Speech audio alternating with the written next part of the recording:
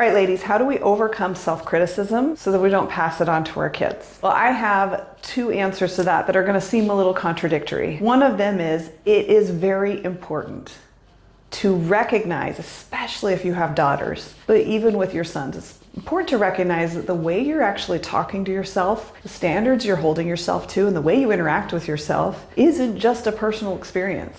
It is an example that shows these children who come to this world fresh, ready to be programmed, and they are seeing your programming. And they don't have as much experience in the world yet to question it and to say, well, that's not how everyone does it.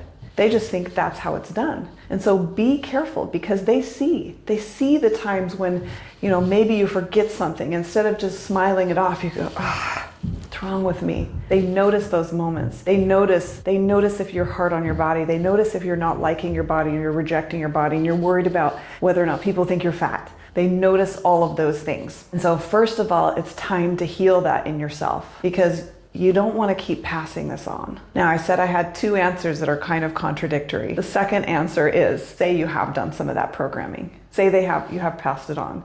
Time now for grace. You can continue to pass on that problem by being all hard on yourself for passing on the problem. Or you can recognize that we all have experiences that were difficult, that brought challenges in, that made it so it was hard for us to get past certain things, and that sometimes those are actually our biggest gifts. So I'm never proposing that you intentionally give your kids problems, but I am proposing that maybe it's not the end of the world. There are some problems you passed on, and that maybe that can become their greatest gift, that that's the challenge and the friction that they need to grow in the way that they need to grow. Because at the end of the day, the kids are yours for a reason. They are in your family. I would never submit that you possess them, so I shouldn't say yours, but they are with you for a reason. So they're there to learn from you, with you, not just from all the great things you teach them, but from also some of the friction that you create in their life.